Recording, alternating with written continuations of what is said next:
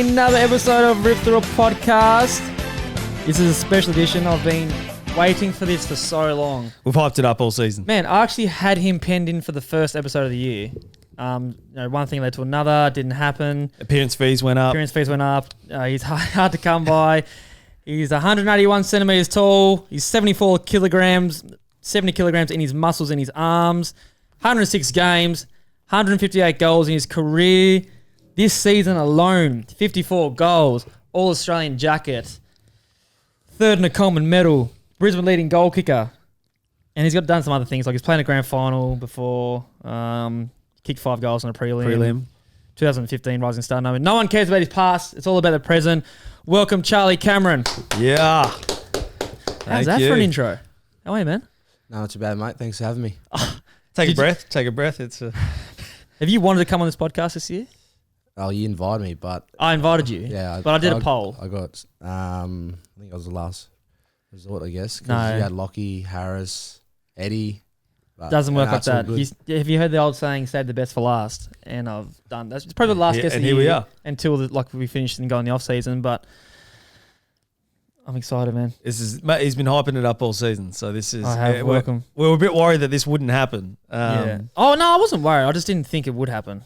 Well, I had something on last week, so... Yeah, he had... That's right. Had a little thing to do. Training. Had to get... No, we he had didn't have training. Wednesdays. Usually do it on the Wednesdays, Yeah, but the old mate had to fly to Melbourne and get his jacket. Run us through that. How was the jacket night like? You looking pretty flash. Yeah, it was a pretty cool experience. I guess being in a room with a lot of good players and I guess to be up on the stage with, like I said, a lot of good players was a cool experience, and I guess I just enjoyed my night because I guess you don't get those... I reckon you got a few coming, jackets man. often, Yeah. so just try to soak it all up. So run me through it. You found out probably earlier in the week. You made the squad. Like obviously you were going to make the team. You're third in the Coleman. You dominated the year. Like how do they know your size and stuff for the jacket? You have to do like a little test, or like you have to get fitted and all that stuff beforehand, or how'd that work? Nah, I think the club just sent my size and stuff. Oh, yeah. your measurements, because we have a sponsor in Michael Innes Menswear. Shout out to Michael Innes Menswear. Yeah. Shout Big out. time listener, listen all the time. Kerry, what's up, baby? So then you flew down on the Wednesday. That's why we couldn't get you on. So you kind of bailed on me. But hey, that's fine. Anything after the awards night? Did you hang out with the boys, catch up with the Adelaide crew? Anyone from Adelaide make it? No. Nah, no one, mate. No, So, I don't think so. Lockie and Harris and them had to go fly back early, so we couldn't have anything to, I guess, celebrate a little win. So, because I won a 4-day break, but just caught up with family down there, so it's all good. Oh, and Big Gov's birthday, wasn't it? His missus' birthday, yeah. Oh, okay. Don't care about that. That's all Sorry. right. Yeah. Thanks, Mitch Gov. Yeah. What was the expectation going in? Because everyone's saying that you're a lock, and I think we probably You were a fed lock. into that too. With every week we're saying that you've got to make the team, otherwise someone's going to get hurt. But what was the expectation going in? Because it would have been hard to, I suppose, block all that out, but at the same time understand that you're on the radar of all Australian.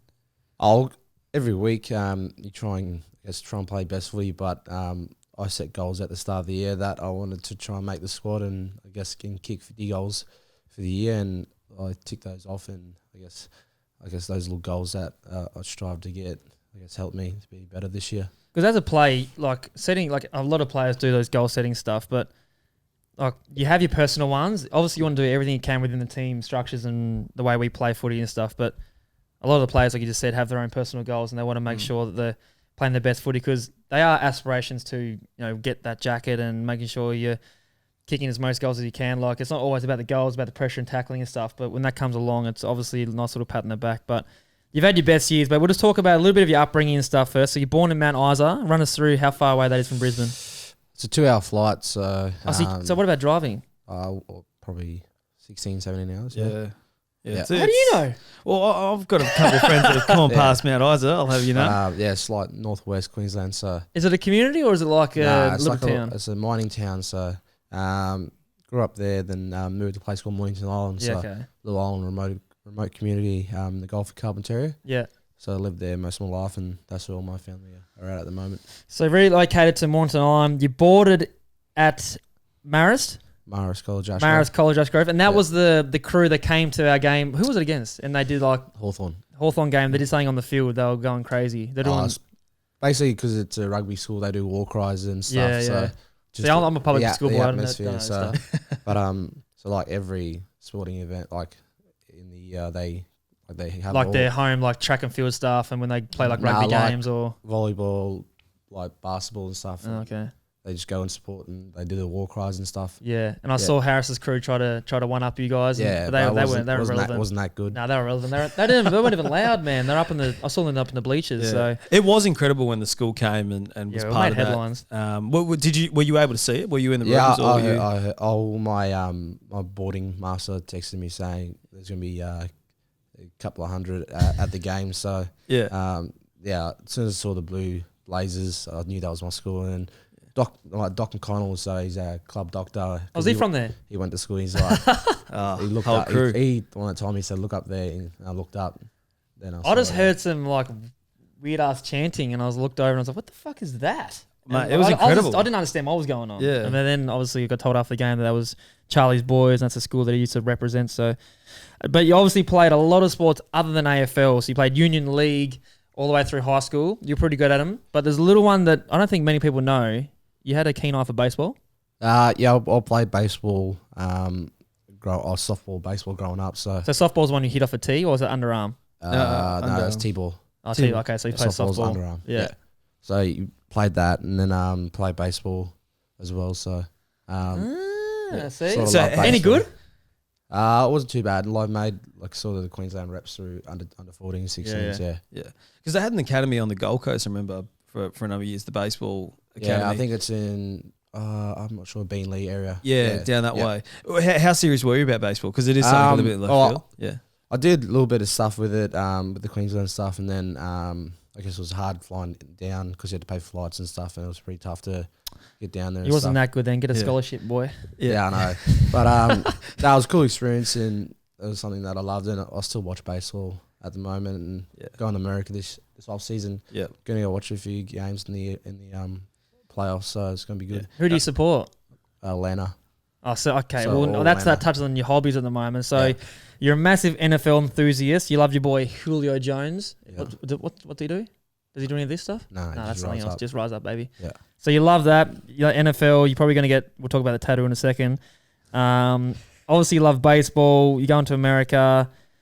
Run us through those little things, like celebration wise. Like you're known for your celebrations. Yeah. Is it more NFL based? Or is it like that kind of American swagger? Is that where you get it from? Or? Yeah, I'll find a little bit on the NFL. Shout out Julio Jones, by the way, if he's watching. Oh, he doesn't miss an episode. Hopefully he's watching. Yeah. But all the celebrations is more like in the American sports. Yeah, I just find little things and try and add it.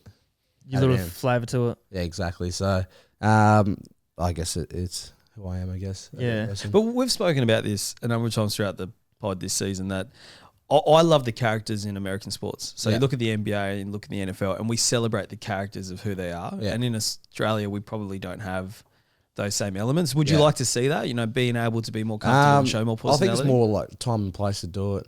You saw the Xavier Dersner one where he copped did the crossbow when they were down. So I didn't hate what he was doing. I was just, like after like just goals, and then when you're down goals, like I think like celebration wise, if you're gonna do a celebration, it has to be with the moment. Yeah. Obviously he does his thing, but like doing that, like the cross or whatever, the bow and arrow and stuff, like just for a normal goal, like maybe tone that down. Like I don't care, do you boo, but I think like what Charlie says is like it has to be a moment type celebration. Is that where the motorbike stuff come from, the double rev and all that kind of shit? Yeah, well, I only do the motorbike when it's a good goal. Or on the run. So like I'm snapping on the run. So I only bring that out when it's a good goal. But true or false? Did I make that up? What? Did I say I was going to do that, then you took it from me? No. Okay. Because I was doing it in the gym. Oh, were you? Yes, you know I was. Was he? I was doing it in the gym. And full cream. Yeah, so you reckon Keezy backed you up in the gym. I beg to differ, but we'll move on from that one. You're going to America. Run us through what's your plans over there. You're going to see some baseball, some NFL. Yeah. Is there a friend of yours from Adelaide who goes to America and hits up all the sporting clubs to try and get free tickets and go on the sideline? Are you going to try and do that? Rory Atkins, he messages a lot of people over there. He stayed with randoms in Chicago and so he's like couch surfing. North Carolina, yeah. Airbnb with some random American chick. So Rory Atkins, Alabama. He goes to America by himself, couch surfers, hits up like the universities, see if he can go to their games. Loves free tickets, loves going down and presenting them with jerseys. He has gone to a concert one time. Yeah, so he went to Steve-O, the bloke from Jump Us, was in Adelaide. He tried to jump the line. So, he couldn't get in because it was sold out. And so he went round to the VIP area and said, I'm from the Adelaide Crows. I've got a Guernsey to present with Steve-O. And he got him backstage with him, gave him the Guernsey. You might be thinking like, ridiculous. what? Adelaide Crows, I haven't talked to them. That is. I love it. I actually admire that. He's got some balls. Like, good on him. him. Pays off. We met Steve-O. A couple of years ago, he met like Magic Johnson and stuff, like Tyler the Creator. Stop it. You should have done that with Post Malone when you was up here. Yeah, I know, man, but I don't have the balls like he does. Like I'll get knocked back and feel a bit embarrassed. But hey, are you going to try and do any of that when you go over there? Have you hit up anyone? I just know a mate that was our PDM at Adelaide. Yeah. So he works with Philly 76ers. Oh, yeah, nice. He's their like psychologist over there. I might hit up Ben Simmons too. So we're gonna try get a few games there in Philly, and then I just messaged him saying, you know anyone in Atlanta? Yeah. But I had a follow from a player from Atlanta that just got traded to Chicago Bears. Who's that? What's his name? You got it? Turbo Taylor. Turbo Taylor. Oh, so if you're watching this, he's going to look forward to coming Taylor, coming over, mate. We'll give you a shout out on the podcast. Get a few photos out there. Good luck, Turbo Taylor. Went off track there, but so run me through your upbringing, man. So you went from what they call it, high school. Is it high school? Yeah. You went from high school, then you left that, and you went to Newman, and that's when you started playing A.F.L. Is that right? Is that when you played for the Saints or something? I got a job in the mines over there as a diesel mechanic, apprentice heavy diesel mechanic. So, I guess that was something I wanted to do after footy because most of my family worked in the mines. So that was something. The old man still works? Yeah, he's a operator or leading hand for his shift crew. Yeah. So did that for about 8 months and played footy over there because there was only wouldn't be much league and stuff there, would there? Nah, so there was only A.F.L. and Newman. So did that for 8 months and had a Swan Districts because that was their area. He'd come up and I'd come up and watch games and stuff and just trying to pick some players out to come play down. So they had like a little scout like that was going through all that. Because Swan Districts is the Pilbara and then you have Claremont is the Kimberley area. Yeah. So he said come down and train with the Colts team because I was top age. You're 17 or 18? No, I was 18, yep. Yeah. Yep. So you played like in the 2013 under-18 championship with, did you make that team, WA? Yeah, so I was a top age. Okay, how'd you go on that? Would you set the world on fire? Like you only played like, what, 30 to 40 games or something like crazy like that? Yeah, because I was playing a league level in Swan Districts because I played the league all year. So I was it was different because of going back to playing with younger players. Yeah. Because the league is a lot different. Did you dominate it then? No, I was all right. It wasn't too bad. Had some good players around me with Paddy Cripps, Dom Sheed. Yeah, wow. Leah, McCarthy, Barras. Lee, I didn't know he was from WA. Yeah, well, he moved over to WA. Oh, okay. Yeah, so I had some good players around me and they were pretty good, but I think we only ended up winning 2 games. So did you beat Tassie? Yeah, beat Tassie. Oh, you did. That's bullshit. Whatever. But we played Victoria and stuff. Had Bonampelli, Tom Boyd. So 2013 draft would have been pretty stacked. It was Jack Billings, Bonampelli. Did you think like A.F.L. was on the radar? Obviously, you loved your league, loved your union and stuff. Did you be playing the under-18s thinking like, I'm actually a smoky chance to get drafted? Did you meet with any clubs during the year? Like, how'd that all work out for you? When I started playing well in league, sort of started getting interest from West Coast and stuff because of the local clubs and stuff. They have academy there at all? Nah, not you're probably too old anyway. Nah, too old, yeah. But yeah, had a little bit of interest. I think I kicked 5 goals against East Freo, and then that's when the interest started coming in. Yeah, okay. So then I met a few clubs after that, and then got invited to the combine and stuff. But that's just the WA combine, or was that the draft, the big draft? The national one, yeah.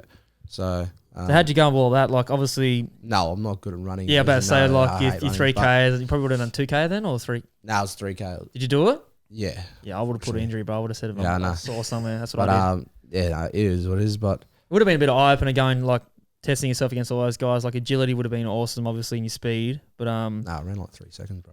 Did you really? Yeah. You didn't practice it at all? No, I didn't Need Just didn't need to. You're like, oh, Just rock I've got it. talent to burn, baby. I don't need to test this. I'm an athlete. Nah. Come on, man.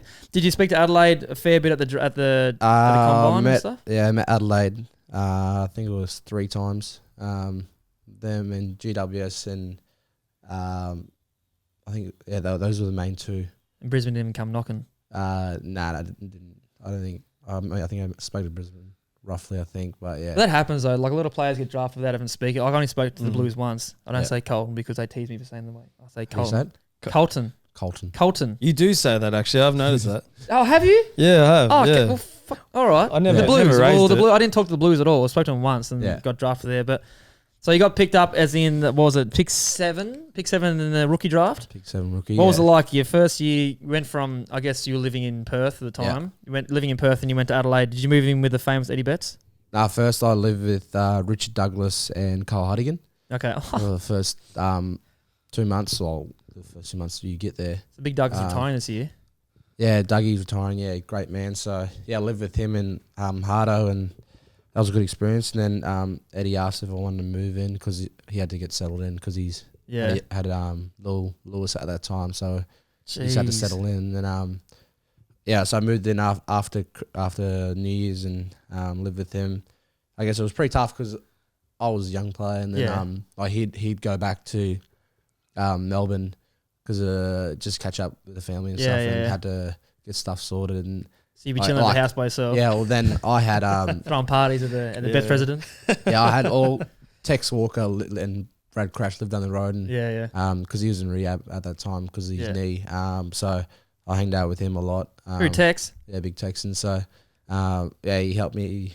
Or when Eddie wasn't there, he'd just say come around and stay over because I didn't like sleeping by myself because that house was a bit mucky. yeah Bit scary. Haunted house? Or? Oh, there was some stuff going on. Is that the one that I went to? Visited? The one. Yeah. When What's wrong? What's happening? I don't know, man. Like there was some stuff going on. Like when little Billy got when little Billy started getting older, he kept looking at the back and started pointing at. God damn. I don't need that. That's great. Would that have been the reason why you played 7 games at first year? Or? Nah, so basically I had OP for Osteitis pubis, the groin. So 7 weeks, and so that kept me out for the rest. Not the rest of the year. I played last 2 games. Then Did you play through it a bit? No, so I played 4 games, and then I was at training, and then I had the symptoms, and they got a scan. There was fluid in the pubic bone. Yeah. And then so I was out for 7 to 8 weeks, and then come back, played 2 games, and then get dropped for the last game because we lost to North Melbourne. Apparently, I was laughing on the plane on the way back. And that's why you got dropped. Oh, so basically, we lost to North Melbourne down in Tassie. Yeah. And I had Scott Thompson and Richard Douglas next to me. Yeah. So older players, and they just kept making me laugh. And then when we landed, Brenton Sanderson said to Matthew Yench, can you tell Charlie that we just lost? And because apparently we just got knocked out, and so they were laughing. And they were making the older boys, they still would have been like senior players. Yeah, Fucking they were senior players. But fly the flag for the boy. and then I got to. Were you doing that laugh you do though? I think so. Yeah, I got to. I think it was the match committee, and then he pulled me in saying like, I just didn't have enough shots on goal and stuff, and when I had 5 shots on goal, and yeah. So he's scrambling for reasons to drop you. He's just a bit flat that you were up and about, or just laughing on the plane. Yeah. Man, I've done that. Like in the toughies we have, like I had my headphones on, and I was with Louis Taylor and Bassanak, and I was like laughing too loud, and the lady airline hostess said, "Can you keep it down a little bit?" Like and that was after a loss. Yeah. So I'm all about enjoying yourself, but I think like just fucking sometimes you just gotta suck it up and just have some fun with it. But so you played 7 games the first year. I'll run you through this. 22 games in your next year. Yeah. 29 goals, 24 points. 2016, 20 games, 20 goals. Something like I think he kicked like 30 points again. 2017, 24 games, 29 goals. That's a grand final year. Yeah. We'll just skip forward to the grand final year because that's the one that I want to talk about. I don't really care about anything else that you've done. You had kicked 5 goals in a prelim. Yeah. Run us through that. Were you like, shit, we're going to win this, Granny? This is going to... Like, we spoke to Eddie about this. Yeah. Like, he hasn't watched the game or anything. That hasn't really talked too much about it. Yeah. But So Eddie did say that. He said he hasn't watched the replay. Yeah. Yeah. Run us through that year. Were you like... were actually big chance? Like you finished on top of the ladder. Yeah, well, we had a because we knew we had a few players coming back in with Mitch McGovern and stuff, and because he just come back from his hamstring, and then so it was that training session. That was a week leading into it, so wasn't a it? week leading into it. No, sorry. Oh, you had to buy and you did a pracky match. Yeah, so he didn't play the prelim. So we came back from so we played GWS, went to the Gold Coast for the weekend just to get away. Came back for the Geelong game in that week. He did his hamstring. Yeah. And it was a bit disappointing because he was one of my close mates, and it was a bit of doubt like, we need a player with his speed and abilities. Yeah. So we brought in Andy Ott, and then it was pretty tough because I thought we could have used a small player like with like a Wayne, small defender. He came in a forward, didn't he? Yeah, played forward. Wayne Miller. Yeah. Okay. Because I thought we were a bit too tall, and the way Richmond played, I guess it would have caught us out and ended up catching us out. But it was pretty tough at the time. Going through the motions, I guess, knowing after I think it was end of the third that they kind of got away. Got away, yeah. And it was just more about just going for the motions and just trying to play it out, yeah. Yeah, that game, obviously watched it, and I was having a lot of drinks watching that game, cheering on the boys. I remember that night. We'll talk about that night maybe after this. But so first quarter, you kicked a snag, rolled your ankle. No, I didn't kick a snag. You didn't kick a snag at all? I kicked it, Eddie. Eddie kicked that snag. Oh, the snap. And then it went over the top, and then he got the goal. Yeah. The ankle, like, run us through that. Did you have to get a jab or anything, or was it just... No, it wasn't ankle. It was just more like when to kick the ball and broad just came over the top, and it was just more like I think I was just like you get like the boot stud. Yeah. Yeah, it was just in the tackle and just like a corky in the back of the leg. But I just strapped it up and just tried to play through it because it's a grand final. So, yeah. Run us through like the finals campaign, because obviously we're about to embark on one with the Lions. Do you see like any similarities, what was happening then? You guys finished first. We finished second this year. Is there any similar feelings going to it? Like now you're better off forward, like you've had that experience. Is there anything like leading to this week that kind of feels the same, or you'd change a little bit from the past? I think it's a lot different because it's different groups, I guess. Yeah, different groups, and I guess the culture's a lot different. And but it's a final, so yeah, you got to try and I guess block everything out and focus on this game, because I know it's a sold-out crowd, and I guess everyone's bugging for tickets and stuff, and that's how it is. But you got a ticket. You got a ticket. Yeah, I'm in. I'm there. So it's sold out. But yeah, it's a big game, and looking forward to it. Yeah. What do you remember about that finals campaign? Because you would have had so many expectations coming in. It was obviously your first 2017 final. Yeah, first finals. No. You played it before? 2015. Yeah. Okay. Yeah. But knowing how deep, obviously, you played through September, like what's just one thing that you took away from that postseason that you're kind of using going into this year? I think just more like it's more the opportunities that you get in the grand final. We just didn't stand up, and I guess you want to stand up those big moments like the GWS game. I think we put into the sword. From the second quarter, and then we knew that if we just kept pushing them, I think we won by 50, 60 points. Then Geelong game as well, we thought we had them by three-quarter time. It was all over. We knew that they were going to be a good side and come, but it was just a matter of us just putting to the sword. But it all starts, for me, it just starts first quarter. Yeah. Even the Richmond game last week really cost us. It's going to be hot in the first 5 minutes. It's, like I said, the best side that settles in, and I guess goes back to what they know. Yeah, absolutely. Yeah, I was saying like last week was win, lose or draw for us. We just wanted to gain experience in that. And I think we did. We learned some valuable lessons. Obviously, our motto all year is like to try and start well, not give teams a jump. So that's been something that we've been working on. And like unfortunately, they kicked like 4 or 5 goals in a row, and it was mainly in the back of our mistakes that had costly turnovers. So there's things we can tidy up there. And as Charlie mentioned, like we can't wait. We're so excited for this week, and we've already learned a lot from that game. So that's a positive that you're looking at. But let's talk about let's finish with the grand final stuff. Yeah, you lost that. Who cares? Move on from that. Let's talk about going from first on the ladder, playing the grand final, and then requesting a trade. Like we don't have to touch on too much. Touch on much as you want. What would make a player go from playing in a grand final with top of ladder team, going to a bottom. I think we finished last that year.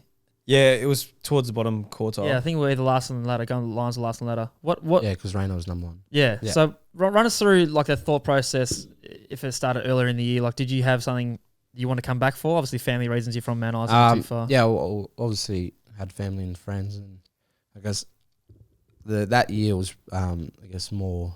It was pretty tough, like just expectations and pressure, and like I was seeing a lady just to, I guess, help me on field because it was pretty tough at the time, and I guess had some niggles throughout the year that was a bit frustrating my back and stuff. And I guess like you get people that comment on your Instagram and stuff and just say like just abuse you and stuff, and they tag you and stuff, and you see a lot of stuff in Adelaide because it's a footy bubble. Yeah, footy bubble, and I just couldn't, I guess, get all those distractions out of my head, and so you had a lot of pressures on just from footy aspects.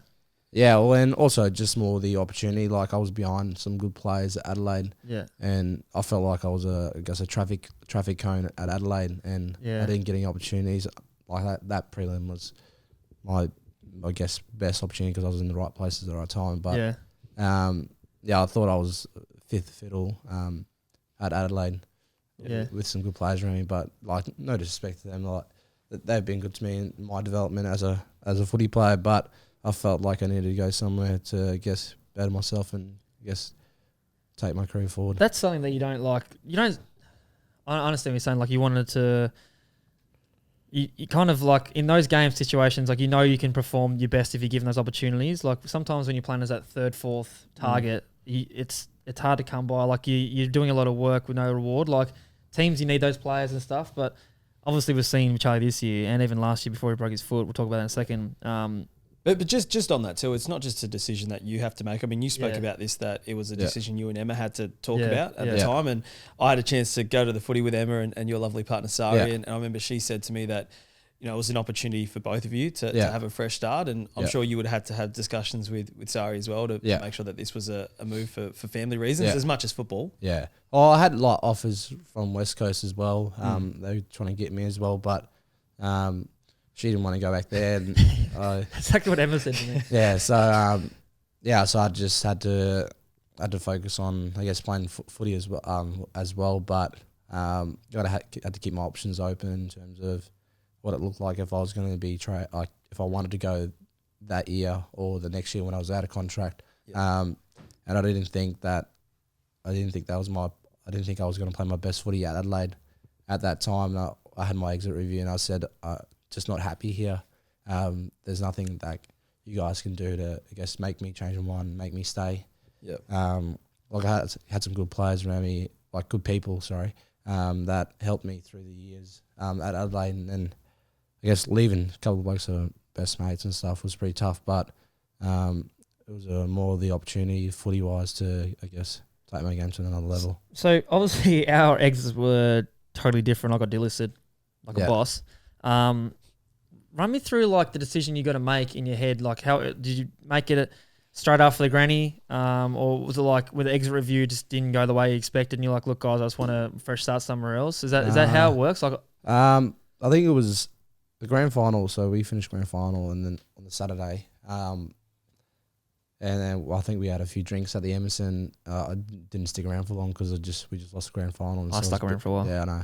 It was a bit depressing, and then on the Sunday we had like a function and everything, and at the Adelaide Oval and stuff, and then went to a few boys' houses for a beer with the boys, and like a few boys were talking to me about, asked me if I was leaving and stuff. I said, I don't know yet. We'll see what happens.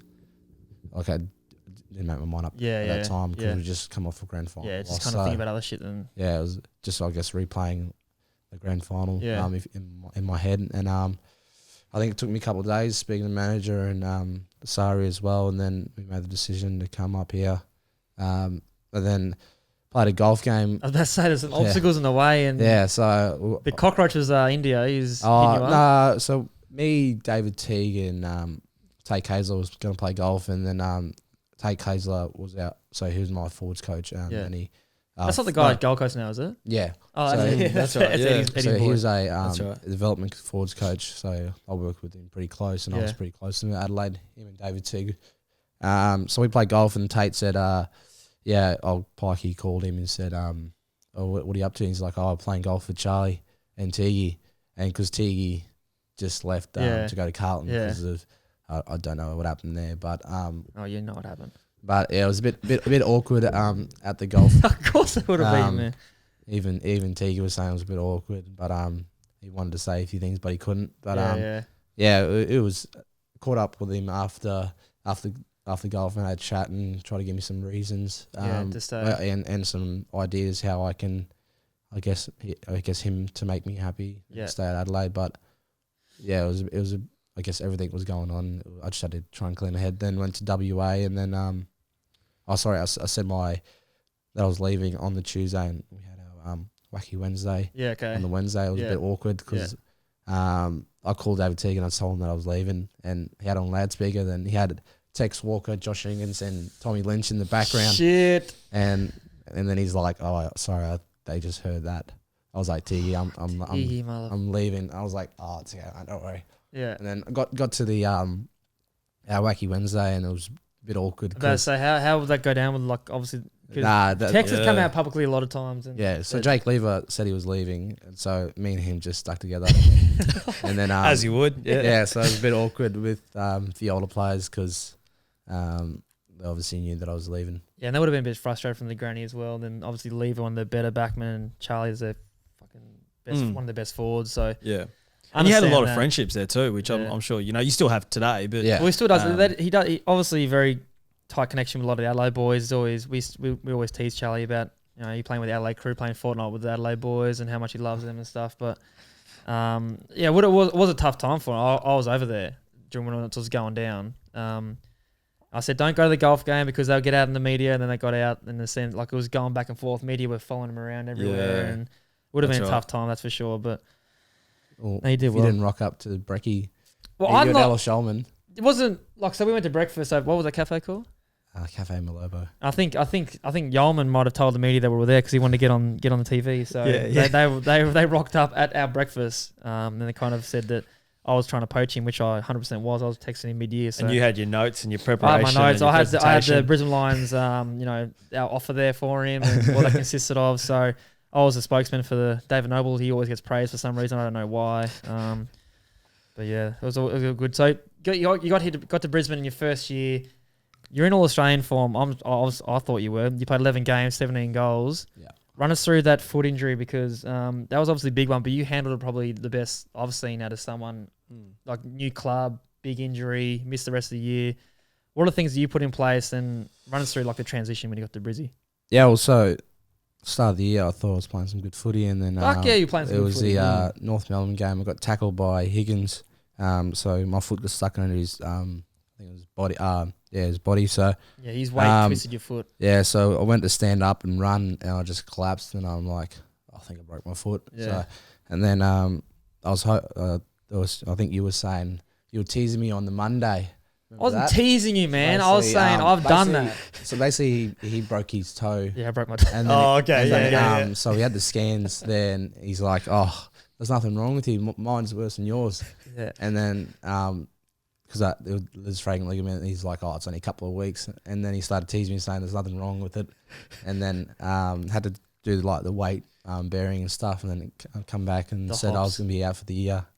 And I still remember that. And yeah. Doesn't sound like you. Well, he's obviously put a bit of mayo on it. I was saying like I had done the similar injury. No, remember you're comparing yourself to your broken toe. Yeah, okay. At that time when you. Well, my toe was meant to be fine. That's what they said. Like it's just sprained, and I was like, oh yeah, I'm going to miss a couple of weeks. And they said it's broken. I'm like, I've got a couple of weeks. Did you not say at the computer, Blanchy? Yeah, then I say on the computer like, he's just fine. You'll be back in a couple of weeks, man. Don't worry about it. Because Blanchy, like, he went back and forth, and then they came back with the worst news possible. Yeah. So you live and learn from. Yeah.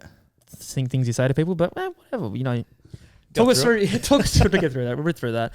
Talk us through. So you got the news, you missed the rest of the year. Talk us through what your mentality was and what role you took on. Yeah, well, so basically I sat down with Andrew Crowell and Bundy as well because he had a lot of injuries and he did a lot of stuff with the knee-full.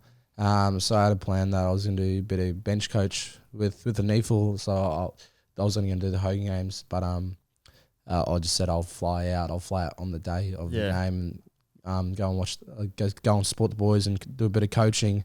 So I work with a lot of the younger players this year and try to help them get better, develop them. Yeah, but it was a cool experience because it just, I guess, kept me busy during the week, even on weekends and stuff, instead of sitting at home with the foot injury, because I wasn't allowed to walk for 6 weeks. I was on crutches for 6 weeks, so traveling to Sydney most weeks was pretty tough in terms of just being on crutches the whole time. Yeah, it was a bit frustrating, but so I had to wait till the 10-week mark that I can take the boot off and just walk normal. So yeah.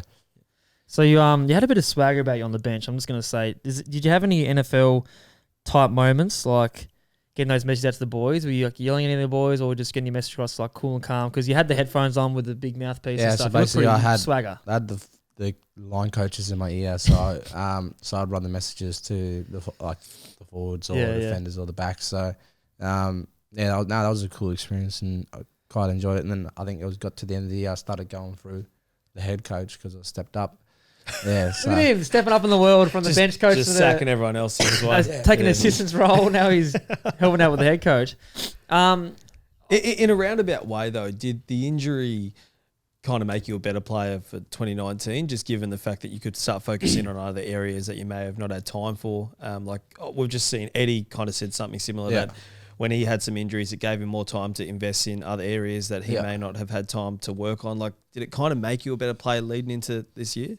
Well, basically, because I started running in the off season, so I think it was the first couple of weeks into the off season, so it gave me, I guess, a bit of room to try and get better. But before that, like during the year, watching the games and stuff, because I didn't really watch the A.F.L. because it was pretty tough. Because I wanted to be out. That's why I worked with the A.F.L. instead, because I guess it was a lot different, but I guess watching AFL games, it frustrated me because I can't be out there helping them, and then seeing some stuff was pretty frustrating times. So I just try to, I guess, help myself develop off field more, I guess, instead of on field. So with the on field stuff, I guess going into this season, like I said, I just had goals that I wanted to do, pre-season goals, try to better myself with my 3K time trial, but which I didn't.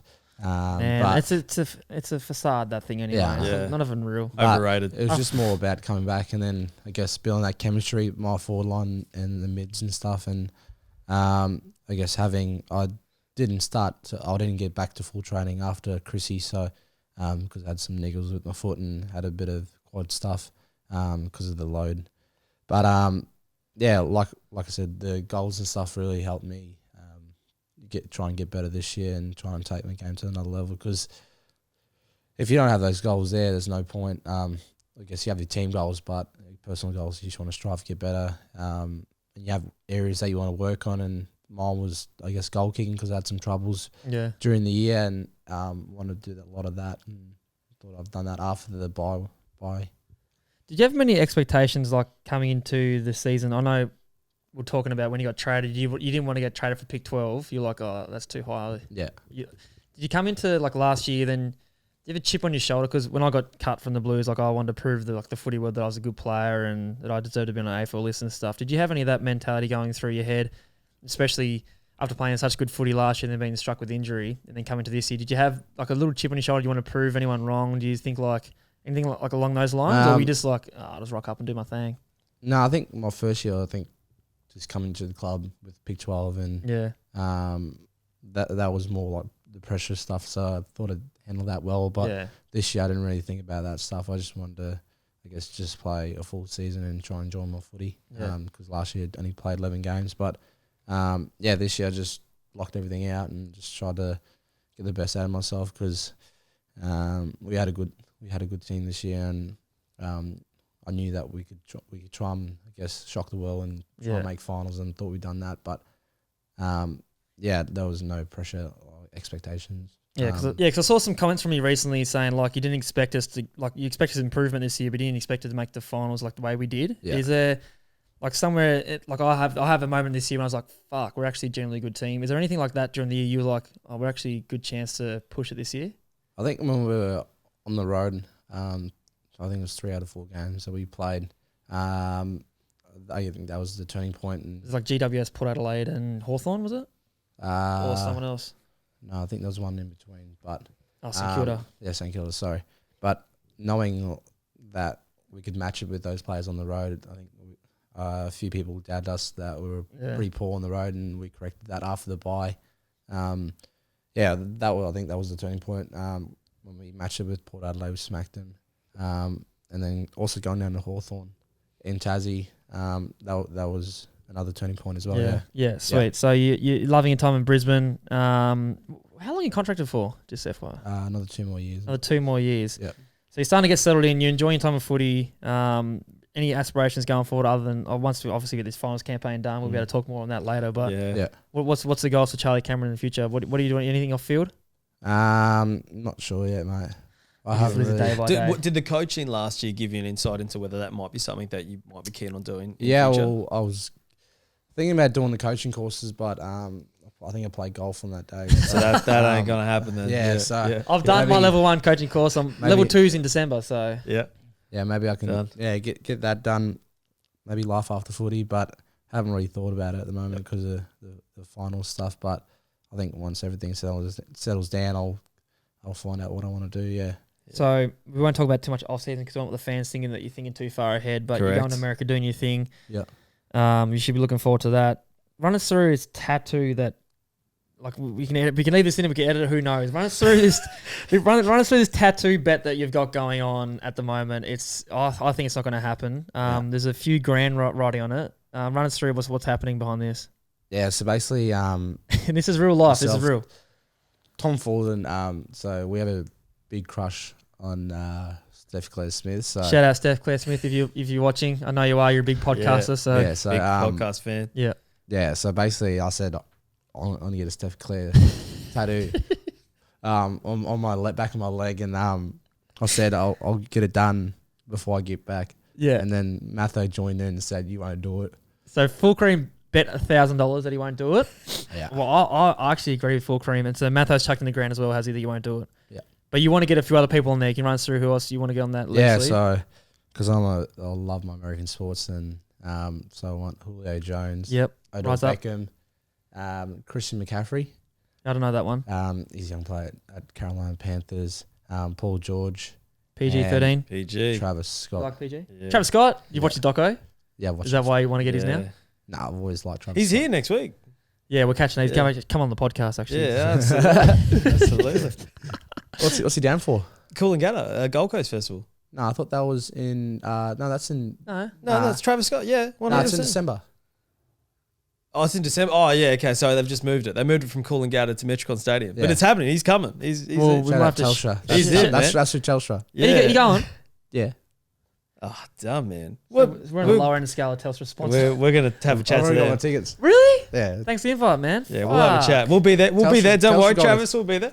Telstra Look, got there's it a for me. ball here, man. Yeah, no, we'll be there. Don't worry. They'll hook us up. They'll hook us up. We'll be there. Yeah, can't wait. Contacts. We'll see. I might have to hit up your contacts because mine suck. thanks, Ian Weeding. No, we'll be there. Don't worry. We'll be there. I might interview him. Ian will sort us out. He'll be there. All right, well, Charlie, I don't want to waste any more of your time because what has that been, an hour nearly? I know your time is valuable, so appreciate you coming on, man. Really, really fortunate to get you all Australian. Just missed my breakfast. No, you can still go. It's only 9:30. You're never up this early. They're gone. Who? Keezy and them. Okay, Robbo, sort you out. That'll be right, man. I'll come with you. I'll get breakfast with you. Yeah, come. Thanks for coming on, man. Good luck in the finals. I know it's going to be a big one. I was going to talk about Dylan Grimes, but he doesn't deserve too much time, any more time than he gets already. I think that's been blown out of the water. Everyone else has spoken about that. Yeah. Well, Saturday's game, so he'll sort of take care of himself. Yeah, I just think it's been blown out of the water. He hasn't said one word about it. Media have run with it. And I'm looking forward to seeing that matchup on Saturday if it happens. Might get Boston, might get someone else, who knows, but it's not on the front of his mind. Let's say that, everyone, he's not thinking about it. Which is why we never spoke about it. That's why I'm going to edit his part and chuck it on the tweet. No, but thanks for coming on, man. Really appreciate you. Good luck with everything this year in the finals experience. Love what you're doing, mate. You're an absolute G. And yeah, good luck on Saturday, man. Thanks for having me, boys. Appreciate it. Thanks, Sean Tobin. Love it. Boom.